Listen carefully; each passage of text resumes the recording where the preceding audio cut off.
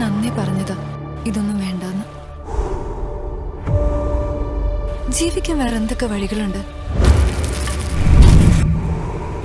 കാര്യം നിങ്ങൾ പഴയ ഫ്രണ്ട്സ് ഒക്കെ തന്നെയാ.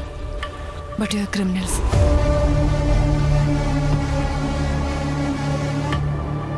കാര്യങ്ങൾ നമ്മൾ വിചാരിച്ച പോലെയല്ല. എനിക്ക് ചില സംശയങ്ങളുണ്ട്. കാര്യങ്ങൾ ഇത്രയും എത്തിച്ചത് നീയാണല്ലോ. നിനക്കൊരു കുറ്റബോധമില്ലേ?